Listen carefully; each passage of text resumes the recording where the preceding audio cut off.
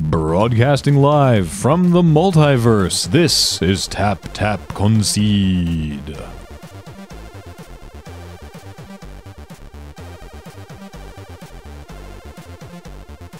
Welcome to TTC. How's it going, everybody? Graham here. Cameron here. I'm James. Nice. And we're going to talk to you about some M15 because we've actually got a chance to play more of it now. Yeah. Pretty excited about how it's shaping up. James and Jeremy and I have been testing for the upcoming Team Sealed GP in Portland that we're going to be at. And we've actually managed to get some drafts in as well. Finally got to draft the friggin' format, so that's nice. Which will come in handy for when we day 2. Oh, is that what happens? Is it draft on day 2? No, it's draft in the top 8 or whatever. Okay, I hadn't really been expecting to day 2, so... I'm kind of scared to let Jeremy down. Yeah, we're going for his birthday. Yeah, like I don't want the last thing I want is like sad Jer. Like here's the last thing. Here's worst case scenario. 0-3 drop is not 0-3 drop or like maybe we go like 0 and like or like 2 and 3, but he has a great record and both you and me are the ones just like sucking it up. He wins every match, but we keep losing and it's just like ugh. Jeremy on his own. Like I felt bad like because I went to I did a team GP in San Jose last year, 2 years ago now. Right. And I was playing with Inkwell Looter, who some of you might know from the community, and a buddy of his named Paul. And I think we played for 6 rounds, and I went 6-0.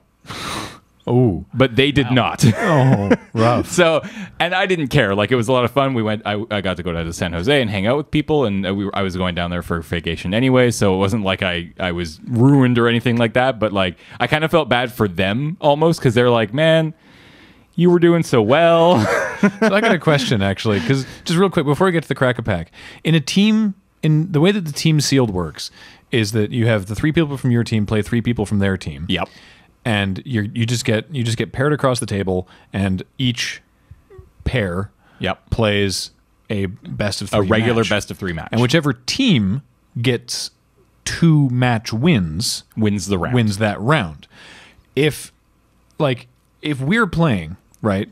And like say we're paired up against the Paul Cheon, LSV, Eric Froelich team. Oh, you mean round 4? Yes. Yeah. Yep. We'll be there. And because we'll be 3-0, by the way. Yeah. And say you get crushed, and then Jer gets crushed. Do I just scoop immediately because it doesn't matter? Or am I expected to play that out? No. Or do I just go, well? No. I mean, you can. I mean, it's up to you guys, right? Like if I'm playing LSV and Jer's playing Cheon and you're against Efro and but that can happen, right? That it ends up not mattering at all. Yeah.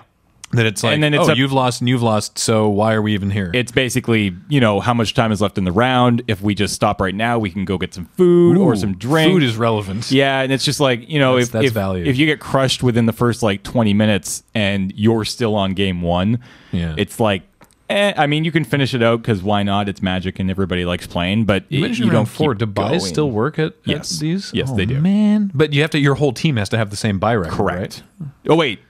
I can't remember actually. I think everybody has to have buys, but I could be wrong. Otherwise, that would be like I would need to check on that secret technique. Yeah, find somebody with 3 buys and just go. So yeah, that's honestly like our goal for the team GP is get on camera, right? Is like get on the video coverage. If we can do well enough that we can get, because they'll start coverage in round 4, yeah, right. So if we can be like 2-1 or 3-0, maybe if we can get it so that we can be not having totally lost enough to get on camera for when coverage starts on round 4. I mean, we know everybody on coverage. Maybe we can grease a couple of and just be like, hey, start coverage in round 3. And feature us, who hopefully won't be just 0-2. Yeah, hopefully we'll be 2-0 going into our into the 3-0. Well, you know how they have the King of the Hill seat. Yes. Right? Yeah. Do they have like the pile of crap at the bottom of the hill? They should. right? And you have to keep losing to stay in that seat. To stay in the seat. I'm just saying there's an opportunity for entertainment there. Well, actually, the way getting completely off topic at this point, but the way the Portland coverage is working is there's actually going to be 2 streams. Really? Yeah, because Fireball is actually, I believe, coming in and doing their own stream, but covering entirely their people. Right. So Wizards. So you're going to be able to watch it on either twitch.tv/magic or twitch.tv/channel Fireball. This is last I heard. I assume this is still happening. Is correct. Yeah. But each is going to have their own feature tables. Yes. But I believe the channel Fireball ones will be leaning more towards featuring actual channel Fireball or Team Pantheon players. Yes. Yeah. Okay. I believe that is the case, which would be awesome. It's funny. I was actually this morning. I think I woke up and I started watching the Pro Tour coverage, and I'm like, get that multi-Twitch going. Get both streams up. And I was like, man. I'm in the back of my head. I'm like, I know I'm away next weekend, but every once in a while, my brain kind of has a fart, and it's just like I don't know why I'm going away. I just know I am away. So this morning, I was watching the Pro Tour coverage, being like, man, I'm sad I don't get to watch PT or the GP coverage next weekend. Oh wait, I don't get to watch because I'm going to it. Right? Okay, that's probably better. That being said, the all channel Fireball all the time coverage sounds awesome. Like. That's if I wasn't going, that's all I would watch. That is I would probably call in sick. That is pretty cool that they have that option. Who's doing their? I don't know who's actually doing their coverage. Yeah, I assume a couple guys, and then as more and more theoretically, if they get knocked out of contention, it's a rotating cast. It's whoever wants to come in. Because Ben Stark is on Channel Fireball, right? Yes, but they've been using him for official Magic coverage. But he might also be actually playing in this event. I would assume he'd be playing in this event. I would assume so too. Yeah. So I don't know who's going to be doing the coverage. It could be like all the people I know who currently are on Team Fireball or Team Pantheon who have done coverage at events before, like even just ones that CFB has done, like LSV or Paul Cheon or whatever. They're playing. Yeah, they'll be playing. So I mean, I guarantee you. If that dual coverage thing is still going on, I'll be very interested to. Yeah, I'm pretty excited. Hear how it goes. I was literally about to say I'll be very interested to watch it, but no, we just talked about this. We just said that we can't. Why are we so bad at this? James, roll the big die. Let's see what our Crack-A-Pack's going to be. 4. Is this 1 or was this the end? That's 20. That's if you roll a critical hit. 4 is Ooh. Oh man, Ice Age. Damn it. The set that got me out of Magic the first time. This is when I started playing Magic. This is about when I stopped playing Magic. Wow. This is really... Look how puffy this is. There's a hole in it. I can't pop it. There's like... Oh, maybe I can. 18 years of air in there. That air is... Enjoy that air from, 1995? That air has not yet heard about Bill Clinton. I was about to say.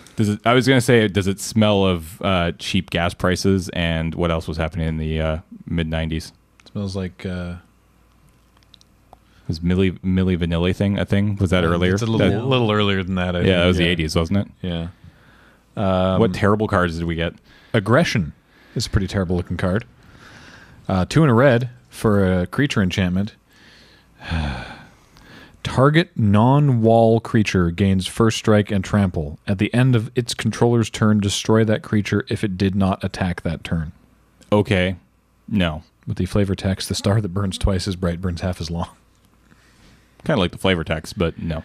Oh, this completely F-busted card that came up when we were doing some sort of weird draft. Fire Covenant. 1 black, red. 3 mana instant. I'm just going to read it as it's written. I know this is templated differently now. Fire Covenant deals X damage divided any way you choose among any number of target creatures where X is equal to the amount of life you pay. Oh, yeah. Effects that prevent or redirect this damage cannot be used to counter loss of life. So you pay 3 mana and as an additional cost to cast it, some amount of life, and it deals X damage divided however you want among any number of creatures. So you can just be like, pay 5 life, kill 3 guys. Yeah. Pay 6 life, kill 4. Pay 10 life, kill your entire board. Swing in for the win. Yeah, this seems really good. It's very strong. Yeah. What? When did I have opportunity to play that card? I have no idea.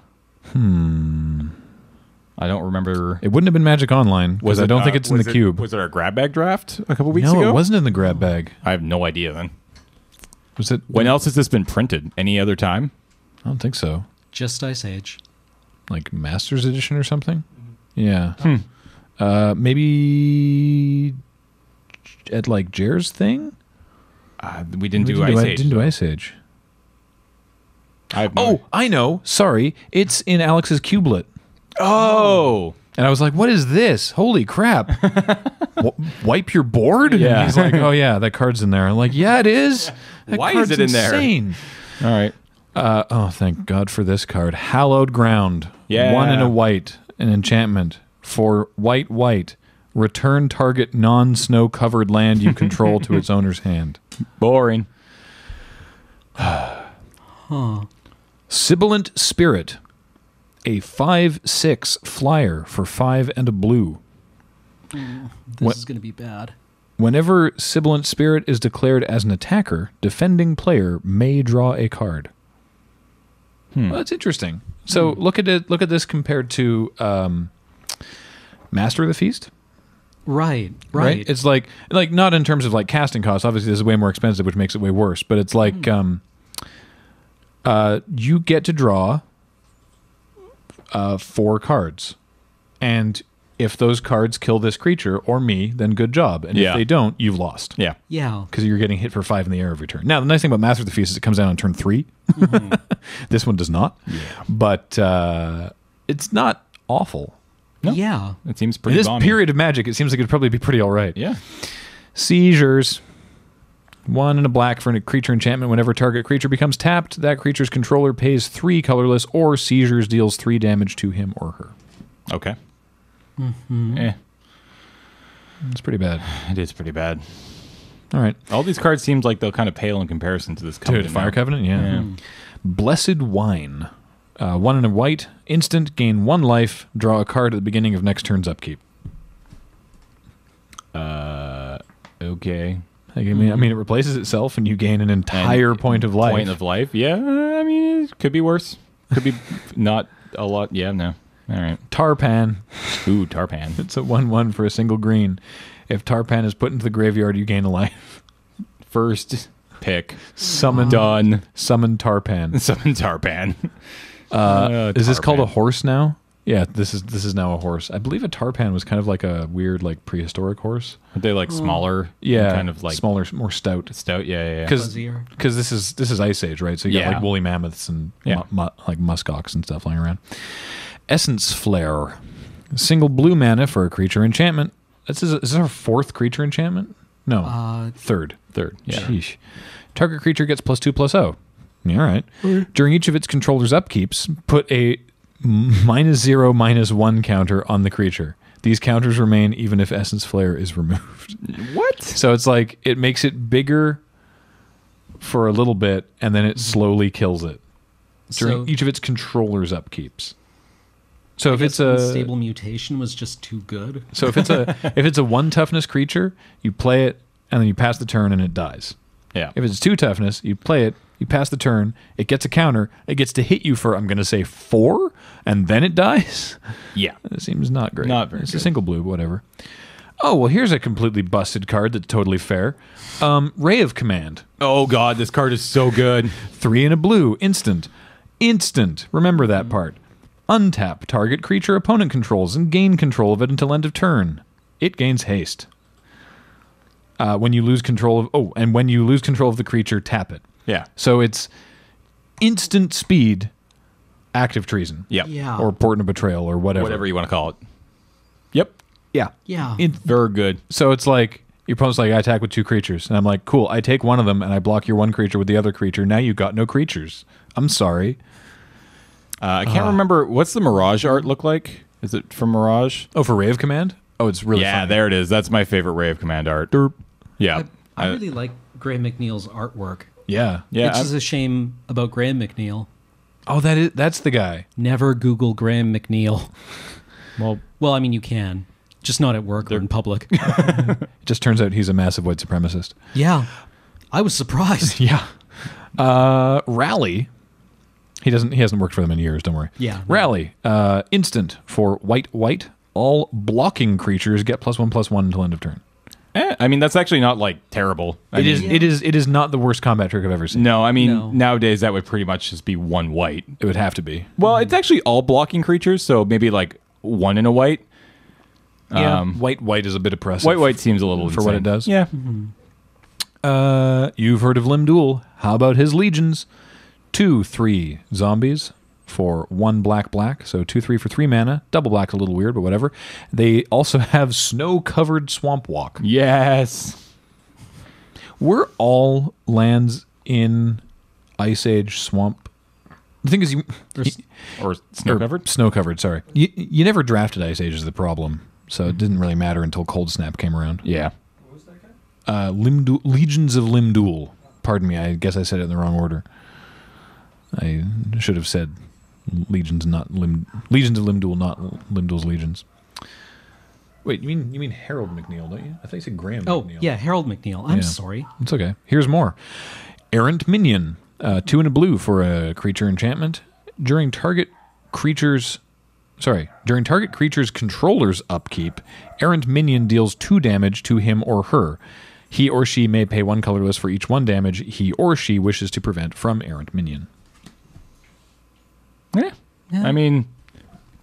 Stab wound, kind of? Yeah, I mean... I don't think that's very good. Probably not. No. With a slight blip in the video, we return. Orcish Lumberjack is next with hilarious art that I have never seen before. I'm used to, or maybe I had, but I'm used to the Orcish Lumberjack art that's in like, is it Vintage Masters? Yeah, in the cube? I believe so. Yeah, that's like a little bit more sort of serious, whereas Yeah. this is a little bit ridiculous. Anyway, so it's a 1/1 for a single red.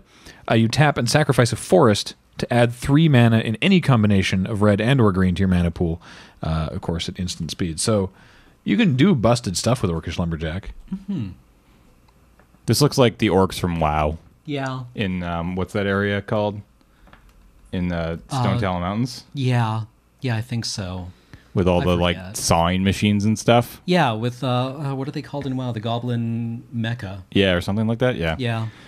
That's funny. But so turn 1 Lumberjack, turn 2 Forest, sack that forest, 4 mana on turn 2. Yeah, yeah. I mean, You could do busted stuff. I mean, you tempo yourself with the land, it's but still. it's a red dark ritual. You're good to go. Yeah, exactly. Oh yay, Findhorn Brownie. I could go for a brownie. It's a 1/1 for 2 and a green, and for 2 and a green, and tap it, untap target creature. No. That seems very bad. Yeah, no. I wouldn't play that as a 1 mana 1/1 with a 3 mana activated ability. Yeah, no. Also, art phenomenal. Yeah, Quite. Ugh. It's insane how far Magic art has come. we have a real rare. Ooh. It's like actually, I don't even know if this is the rare, but it's a real card. It is a blue interrupt that starts with counter target spell. Can you guess what the rest of it is? It casts for a blue, One blue. and X. Oh, wait. 1 blue and X? yeah. Counter target spell, unless that spell's caster pays an additional X. That player must draw and pay all available mana from lands and mana pool until X is paid. He or she may also pay mana pool from other sources. Pay mana from other sources if desired. Is power sync. Oh. Ah, Oh. interesting. Cool. So it's what that means is even if you can't pay all of X, Yeah. you have to pay as much of as X much as as- you can. Yeah. So it's basically, I think that's been, I don't know if it's actually been oracled to it, but what it means now is pay X if you can't tap all your land. Yeah. Or tap whatever, I think. All right. So, I mean, I think, yeah. Oh, it's a common? Well, Jeez. I guess our rare was probably like Fire Covenant or something. But anyway, Power Sync is a very powerful card. I'd probably be taking Fire Covenant or Ray of Command here. Yeah. I think that's probably. Those are definitely the most I mean, I'm powerful probably just taking this because it's insane. Like, it's just such good removal. That Yeah. kills basically anything. Yeah. We're just Yeah. taking it. Yeah. right. One-sided wrath. All right. Well, that's our pack of Ice Age. Jesus. Ray of Command, also common, by the way. Yeah, Ray of Command Ray is of also Command's common. I assume Fire Covenant is the rare. No, uncommon.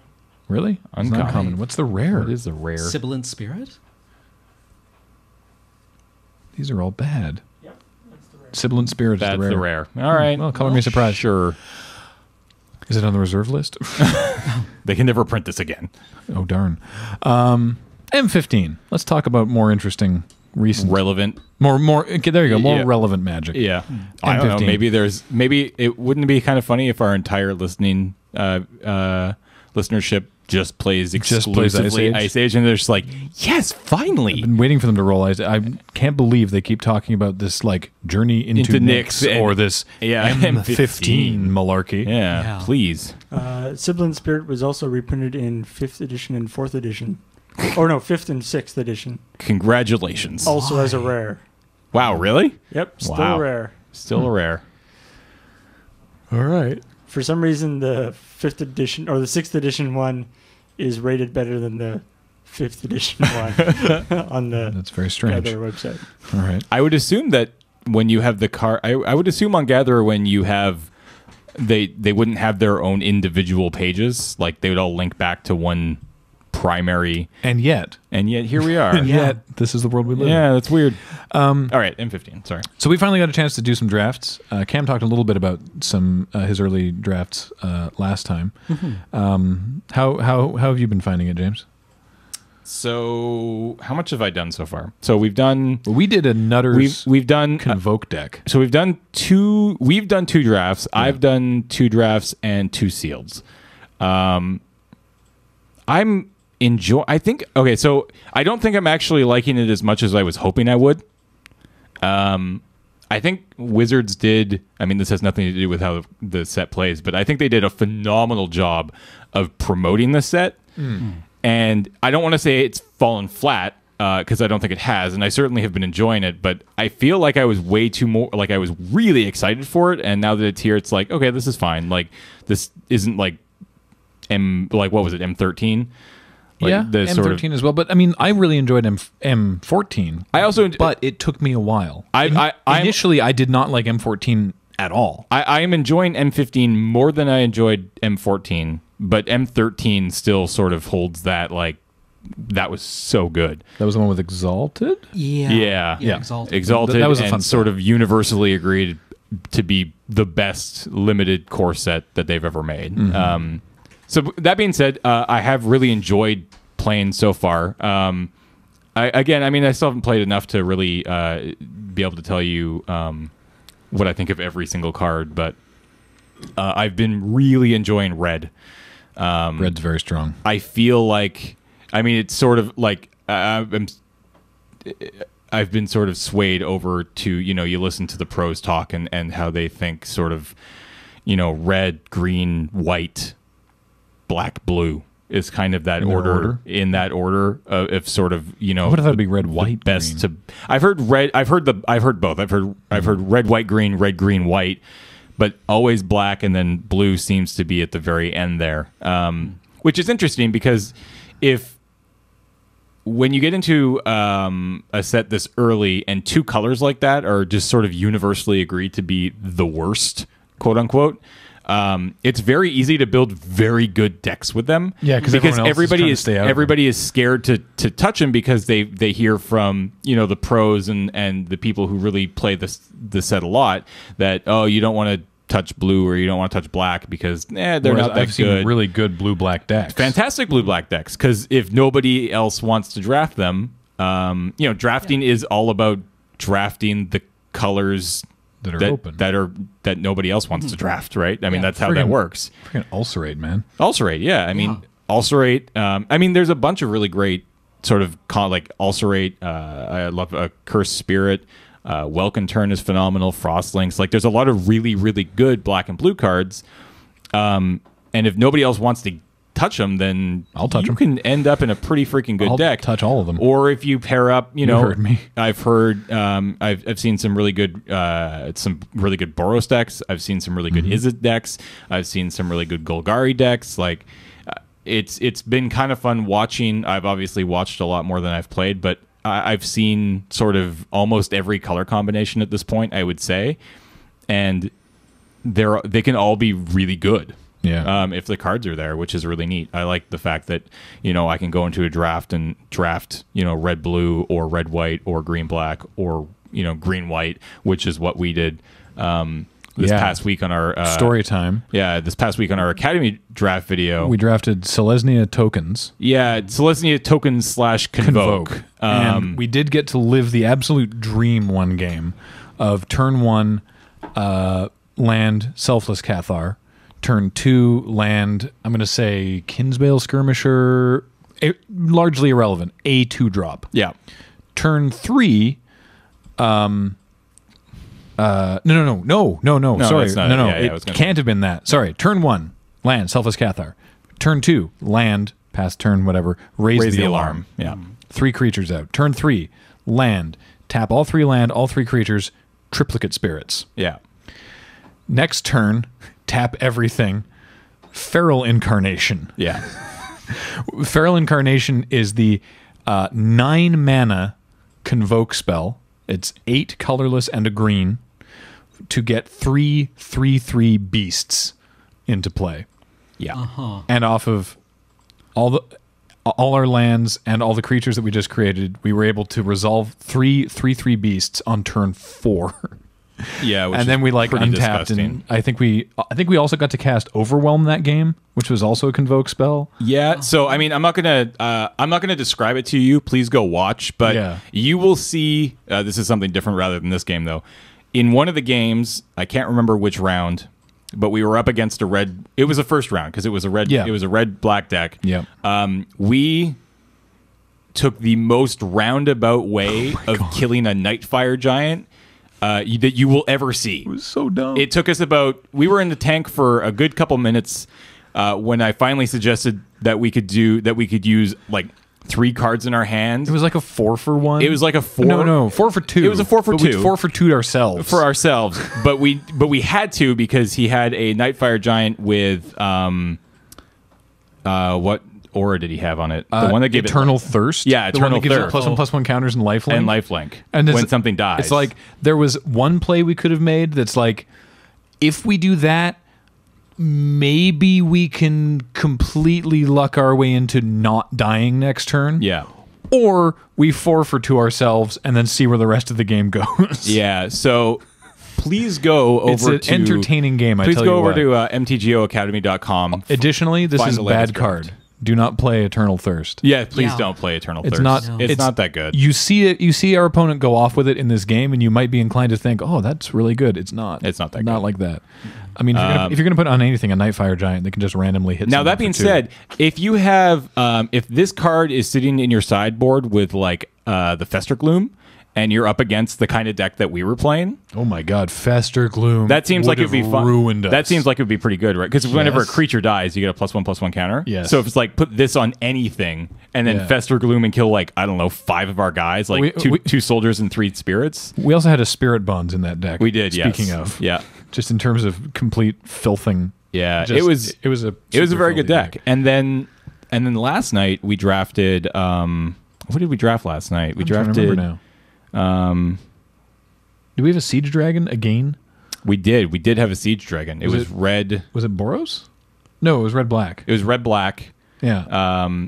With the Siege Dragon, and we got to live the dream with the Siege Dragon by killing a. Oh, we got so much value. We got a Coral Barrier. We got Coral Barrier and a Wall of Essence. Yeah, the Wall of that's right. The Wall of Essence didn't get to go off. Or didn't get to gain the opponent any life, and then later we attacked. Well, the next turn we attacked and we got to kill. I think like 4 or 5 of his creatures. 1/1 squids from a Chasm Skulker we'd killed earlier. Yeah, and we got a lot of value off of the Siege Dragon. We also got to our opponent. Bless him, got turn 4 Jace, and after turn and turn and turn of us desperately trying not to let Jace go off with we're talking throwing out Siege Dragons, putting a Haunted Plate Mail on it, swinging in for 9 trample damage. Yeah. Still can't quite kill Jace. Jace goes off. At this point, we have no cards in our hand because we know Jace is going off, and we don't have to discard anything. Yeah. We empty our hand. And of course we draw nothing, and our opponent shuffles their whole graveyard back in and draws 7, including Jace. Yep. Which Recast Jace that turn. Forgets to activate it. Which was funny. Small miracles. Yep. And we won that game. Yeah. By just being belligerent, I think, actually, is what we did. We just were like, no, go away now. I fight you. Yeah. And we eventually got there. But, oh, my God. Turns out, I mean, when people were ragging on the new Jace, they were talking about constructed. Any Planeswalker in Limited is going to warp the game. And especially when you get to, like, be filtering your draws every turn. Like, he didn't have that much on the ground. He had, like, the research assistant, like the 1/3 that you pay 4 mana to loot. He had the coral barrier, the little dude from the coral barrier. He had, like, a frost lynx. He had really small things. But with the lynx and the, like, appeal from reality, he was able to keep our big creatures from getting through to Jace. And every turn was just like, filter my next draw, filter my next draw, filter my next draw. Yeah. Pop it. Oh. Yeah. And he even, like, got up to 7. Used 3, bounced a creature, climbed back up to 8, blew Jace off. Like, it was a slugfest. Yeah, that was a good game. This will be up on our. You can watch the Twitch replay right now. We'll be putting this up on our Twitch replay channel. If you're watching this on YouTube, we have a different YouTube channel, which is /LoadingReadyLive, and that's where we put all the replays from stuff that we do on Twitch, and that'll be up there as well. But you can check out the other replays up there in the meantime. What have you been doing recently in M15 Limited, Cam? Well, not a whole bunch. I played a quick draft this afternoon, which was a lot of fun. I was able to put together kind of a white weenie deck with a couple of Heliod's Pilgrims, and they were looking for Oppressive Rays and a Marked by Honor. Yeah, Marked by Honor and Burning Hatred. Yep. Burning Hatred. Which would have been really good if I had had any inherently high power creatures. You had a possibly high. You had a possible super awesome combo because you had 2 Midnight Guards in the yes, deck. I also had 2 Midnight Guards. And so that would have been really good if it had ever come up. But, sometimes Midnight Guard just has to throw himself under the bus and die for the team. Because that's what I want to do before this format is over, is put a Burning Hatred or Burning Anger, pardon me, on a Midnight Guard, and then cast Triplicate Spirits. Yep. And just be like, because you do get to, in case you're unaware, each spirit entering the battlefield triggers Midnight Guards triggers separately, and you get to respond to each one of them. So it can be like, Midnight Guard's about to untap, and you can be like, in response, I tap my Midnight Guard with Burning Anger to deal 2 damage to something. And then he untaps, and then I do it again. Then he untaps, and then I do it again. And you can get 8 damage out of him in 1 turn. Yeah. But even on a moderately powerful creature, like Midnight Guard, or something like an Oresco Swiftclaw, there aren't a lot of things that can live through 3 damage. Yeah, Swifty seems like he'd be a great target for that thing. You I mean, you look at like times with him until your opponent gets something on the board that can block him, and then you put Burning Anger on him. And we were talking about Nightfire Giant earlier, who's nuts in this format, and that costs 5 mana to do 2 damage to something. Yeah. If you get the Burning Anger on a Midnight Guard, that's 2 cards, granted, but you can just tap it to do 2 damage to something. Yeah, no, 5. There's which? It's power. Oh no! I'm talking about like putting the Burning Anger on a Midnight Guard. Oh yes. Then you're just tapping for the same thing. You're paying 5 mana to do with the Nightfire Giant. Also, quite fun in the last game, I was able to put a Marked by Honor and the Burning Hatred on the 1/2 Flying Pegasus with lifelink. Oh, geez. So it was vigilant. So you're like attack and then tap to kill something. Yeah, attack or block, just dome them. Something. Yeah, that's disgusting. Which I didn't actually realize that can deal damage to target creature or player. I did not know that until today. That's the big game.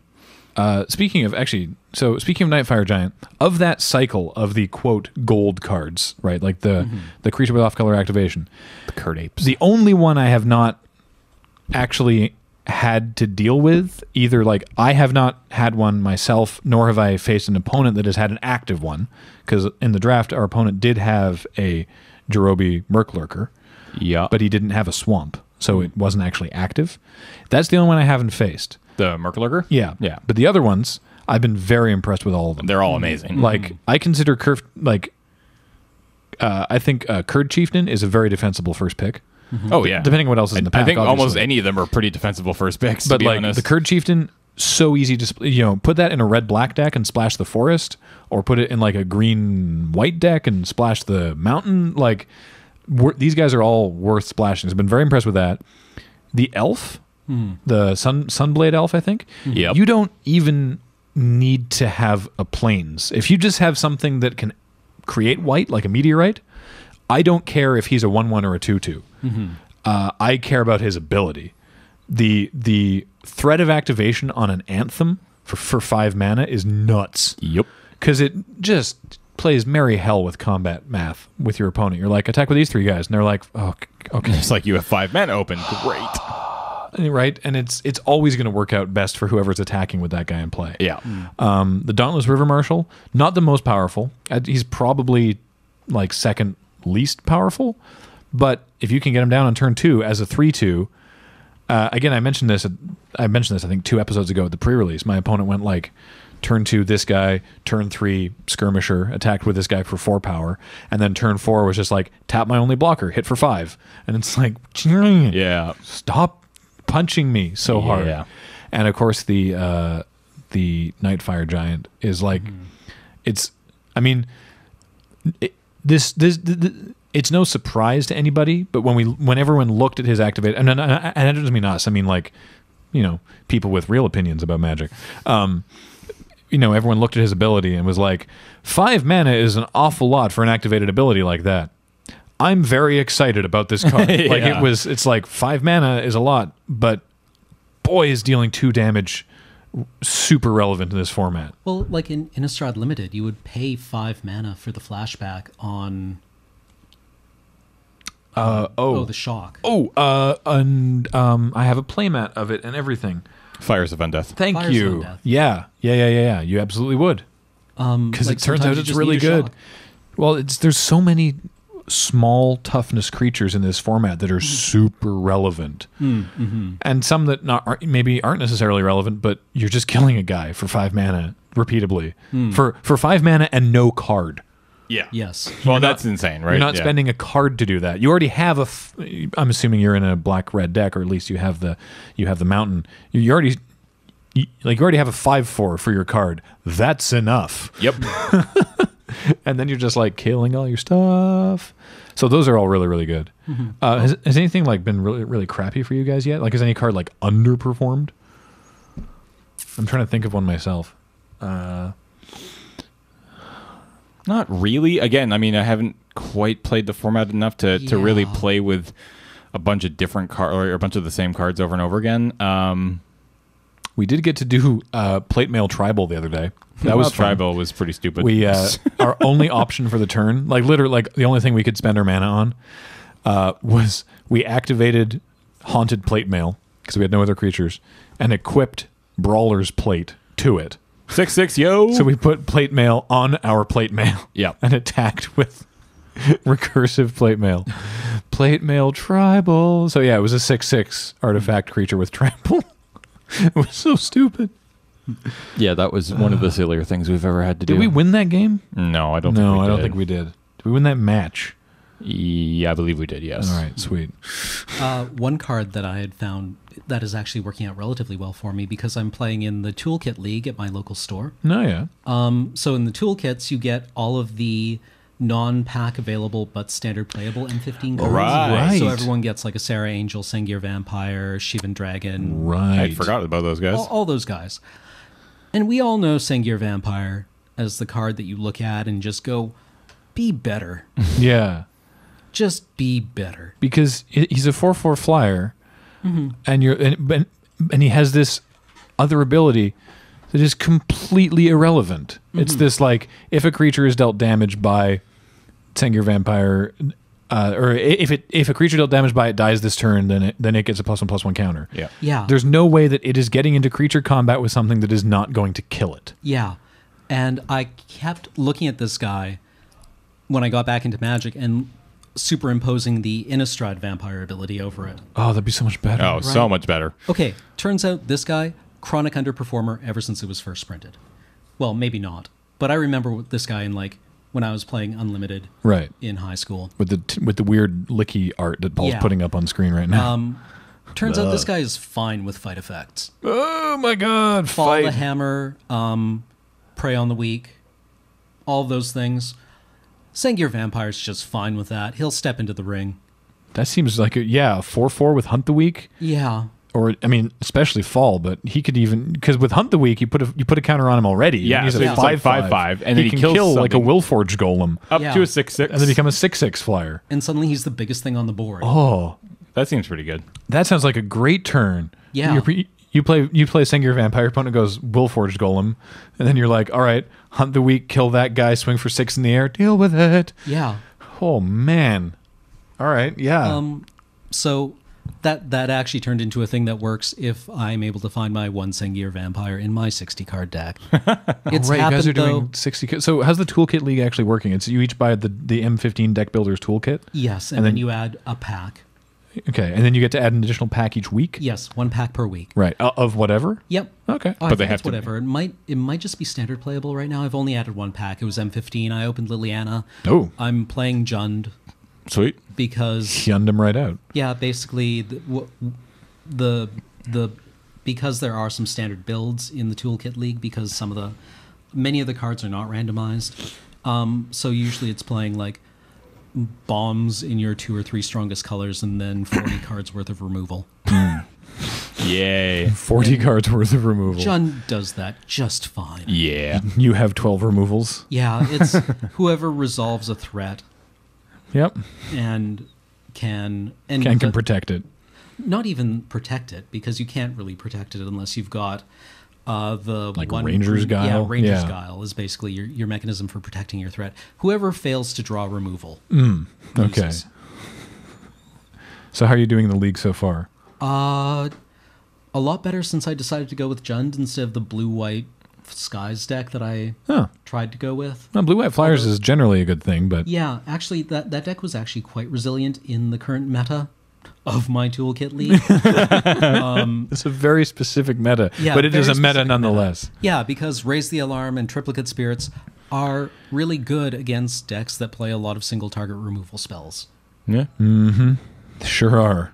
They're very difficult to deal with. Yeah, Oh, and then can we however, they're much less strong against things like Shivan Dragon. Can we talk a bit briefly about the greatest like feeling, like physically the greatest feeling you can have while playing M15 when your opponent perfectly curves out into a cone of flame? Mm-hmm. When they're like, on turn 2 I play a Child of Night. Yeah. On turn Oh, yeah. 3 I play, I don't know, a Witch's Familiar. On turn 4 I play a Paragon of the Open Graves, and then pass And back then- to you. And on turn 5 you're like, I kill all your creatures. Yeah, that card's very, Cone of Flame very is good. nuts. Yeah, Cone of Flame is insane. It's super, super crazy. Like it's Yeah. The card so nice, they especially printed it twice in this set. yeah. especially in this format. What did Flames of the Firebrand cast for? 3 mana, but it was it 1 damage. It was 1 damage over 3 targets. No, it was 1. It was 3 damage divided, Oh yeah, it was 3 damage. wasn't it? We'll have to look it up. Is it 3 damage divided?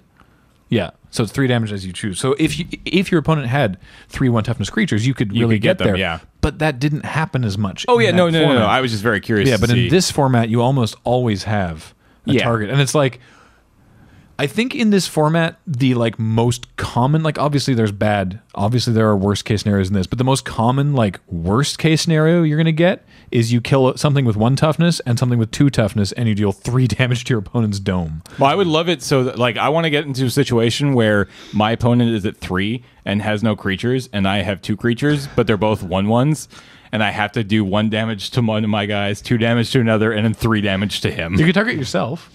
That's true. I could. Yeah. In this scenario, I'm at 1 though. Okay. So I'm at 1. I have 2 1/1s. He has nothing, and he's at 3. 1 is not 0. 1 is not 0 Yeah. unless you cast Cone of Flame. In which Oh, case, man. 1 becomes 0 very quickly. What was this originally printed? It's been reprinted a bunch of times, actually, hasn't it? Okay, looks like it's been in a bunch of different sets. Yeah, it's been around for a while. 10th edition. Yeah, it's been around It's- for 5 or 6 years now. It's It's so a good. very good card. This is what Spirit of Shandalar does, right? No, so the Soul of Shandalar, Or which Soul- is Soul of also Shandalar. Crazens, is 5 mana, 3 damage to a player, and 3 damage damage to a creature they control. Yeah. Right. Okay. Which is My bad. also It's insane. nuts. Like, yeah, bolt. I tell you, Very good. I haven't actually encountered, on either side of the table, I've not encountered any souls in a while. Actually, I guess the guy we faced yesterday had a Soul of Innistrad. But in the pre-release that I did with viewers of the Twitch stream, actually, because they were planning on doing a pre-release sealed anyway, and I decided to start streaming it. And so it's great, actually. If you ever feel like joining our fans, which I hope that you would count yourselves among them, for a friendly drafting, you can come to our Twitch channel. They do fan drafts every Saturday, I think. I believe, yeah. And the way that it works is they all just wait in the queue. Well, not in the queue, but with the window open.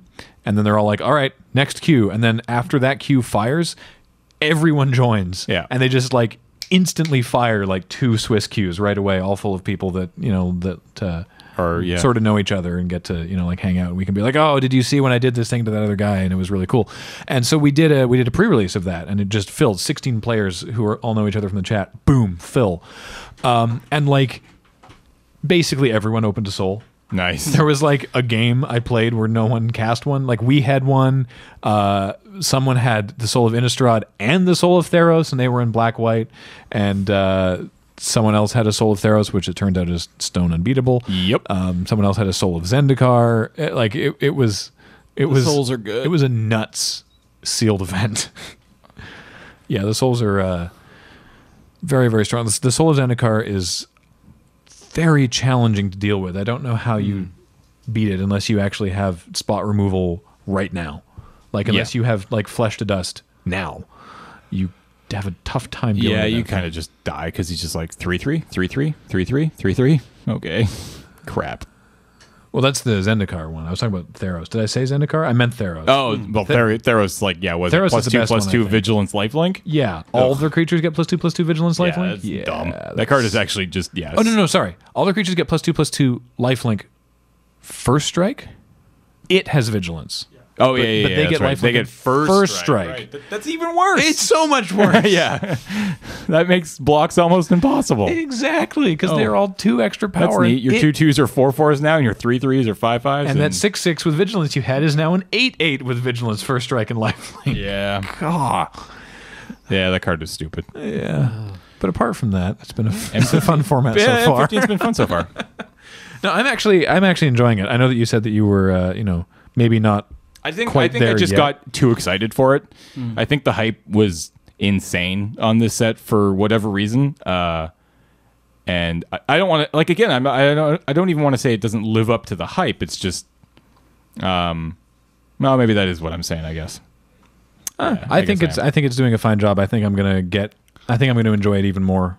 All I need to do is just keep cone flaming things, and I'll be fine. I mean, the challenge that every core set has is will it hold the attention of people until cons, right? Mm-hmm. Like, can this hold the attention of everybody until cons, or because the danger is that you don't want. It's only 2 more months, right? It's only 2 more months until it's out. It's only a month away until they start spoiling stuff. Right. And sometimes once you start spoiling the next set, that's where all that attention goes. Everybody gets super jazzed up for the new set, and they start kind of not caring about the core set as much anymore. So I guess we'll see, especially after PAX, because that's when they have historically this for the last couple of years been sort of debuting the fall set. Whether or not the demand for Magic is still, or for M15 Limited is still as high as it is right now, because it is very high. I mean, drafts are firing very quickly on McGo, which is great. I think drafts that even like the Yellow Jacket have been fairly well attended. Yeah, so yeah. that's fantastic. I'll play this happily for another month, even though it doesn't have a cantrip in it. Stupid casual set. Is there not any card that is like do this and draw a card? Well, there's some, but there's not very many like really good ones. Someone was trying to. I really wanted to take the Nivix Cyclops deck out for one last run around the block before they rotated out of standard. But no, we can't have that. Someone in the chat was telling me that Satyr Wayfinder is a cantrip, and I'm like, it's not what that means. Mm-hmm. That is not a cantrip. Apparently, being fairly highly valued during the Pro Tour today in terms of when it was getting drafted. So, really? I don't know. I'm curious.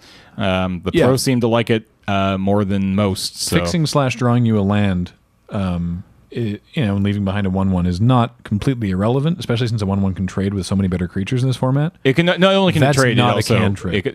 No, it's not cantrip. Because you're also only drawing a land. It also helps really well with Convoke.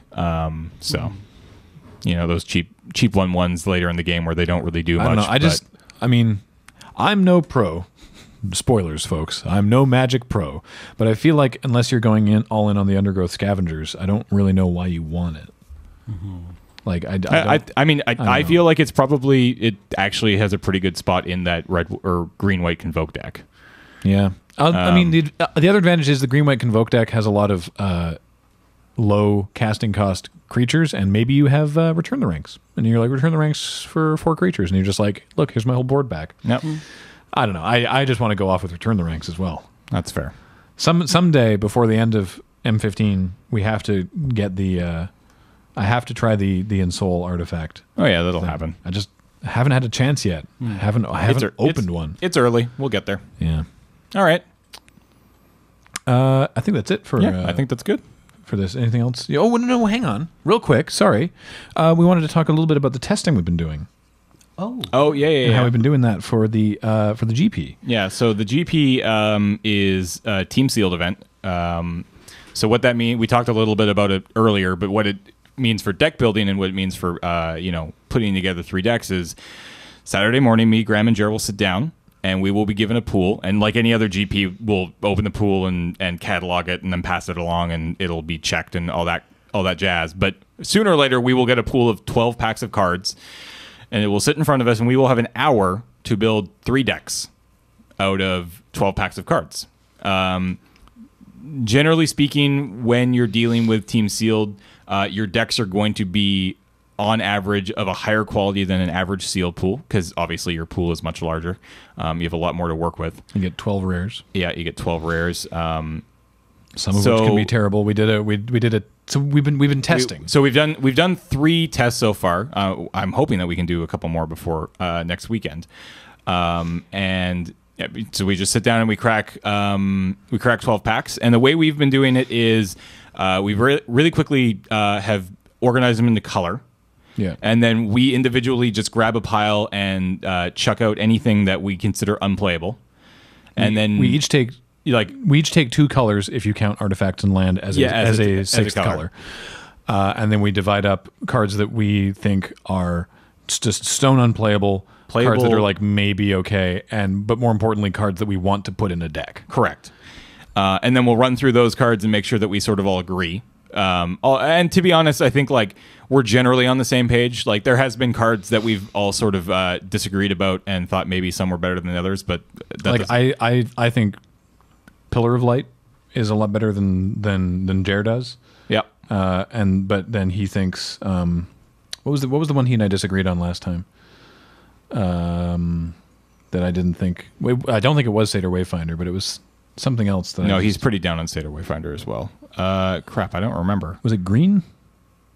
No.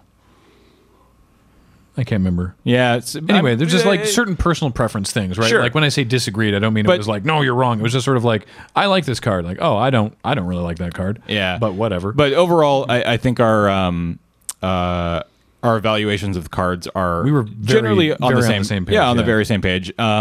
The first pool we opened actually was not very great. No. And I think we actually did. I don't remember the exact makeup of the pool, but I think we did the best we could with what we had. And then just before we did a practice again a couple days ago, we had received a tip from a local group who are also practicing that what they've been doing is they open up their entire pool. They make a mono red deck, they make a mono white deck, and then they make a third deck with the 3 colors left over, and basically just come up with the best deck possible. So if it's green black, it's green black. If it's blue black, it's blue black. If it's blue green, it's blue green. And then everything left over can sort of go to help pad out the mono red and mono white if necessary. So you could end up with a white blue, a red blue, and a black green, for example. So the 2 we did, and that's all just like a general, very like, general. There's splashes and evolving wilds and stuff and all that. So, Sure. although to be fair, we opened 3 pools, and we only got Evolving Wilds in the one of last them. one, and we had 3 of them. Yeah. But yeah, we only ever opened Evolving Wilds once there. It's common. Yeah, I know. So I believe we did that twice, and I think both times we ended up with a mono red deck splashing a little bit of black. Yeah. I think both times for the giant. Yeah. And in the second pool, Jer made the mono red deck and ended up with 3 mongrels. Yeah. So threw in, I think, he threw in Willforged Golem. 2 Willforged Golems, a Bronze Sable, and 1 or 2 other artifacts. I can't. A Darksteel Citadel. Yeah, Because it was mostly mono red. Yeah, and there was one. I think there was one other. I think he had 4 or 5 artifacts total. Also worth mentioning, the first seal pool we opened, the mono red deck that was splashing for like Nightfire Giant, had 4 lightning bolts. Yeah, Oh. which was pretty sick. So, and then we ended up with a white blue deck once, I believe. I quite liked the last time we actually played some games. Played out, some games, and yeah. I had a blue black deck that the whole plan was just gum everything up. Right? It was like coral barriers and frost lynxes and spot removal and like Covenant of Blood to kill a thing and gain some more life back until I could resolve Soul of Ravnica. And then if they killed it, whatever, I have a Stormtide Leviathan. And you can't do a lot against Stormtide Leviathan. No, I mean, because it makes all non-flyers unable to attack. Yeah. And you're just like, boom, I got this Leviathan here. Do you have an answer for it this turn? No? Okay, take 8. What are you at? Oh, I'm sorry. You know? Yeah, exactly. But yeah, no, it's been going really well. So I don't know if any of you are going to be there, but we will be. We come in on Thursday. On Friday, we actually have a panel. We talked about this a little bit in the last podcast, but Cascade Games and Channel Fireball, who are putting on this GP, have done a pretty phenomenal job with this one, kind of almost turning it into like a Magic weekend convention thing. Like events all day Thursday, all day Friday, with the main events, or the main event on Saturday, Sunday. Our buddy Kenji, Twitch streamer Numot the Nummy, he's going down there, taking his computer, and he's going to be streaming from the event site on Thursday and Friday. Yeah. And if you follow him on Twitch, you can look for cameos from us on one of those days. Assuredly, we'll definitely be poking whether him. He wants us to be or not. Yeah. Though he did say that we could come on. But he doesn't really have a choice anyway. So no, I don't think so. No.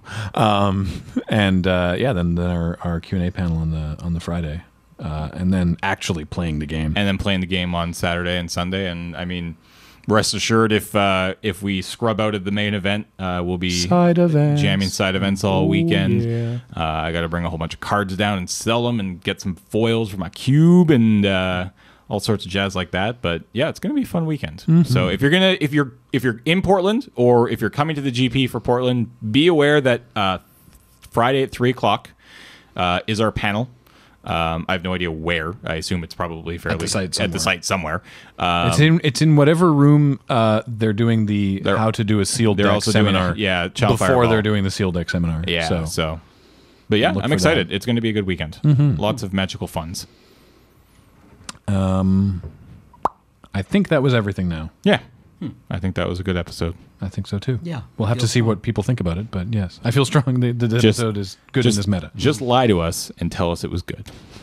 It's going to be all the comments. Yeah. Like, it was good. It was good. It was good. Yeah. Comment, and subscribe. Yes, exactly. Real quick, if you are watching this on YouTube and would rather an audio-only option, and I say this only because I had some people on Twitter ask us this recently because they were unaware of it. If you go to our main site, loadingreadyrun.com, all of these are archived there, and you can look at either the video or listen to audio, and you can subscribe to it on iTunes. So go and check that out if you don't care about looking at us sitting here for an hour. So, but why would you not want to do that?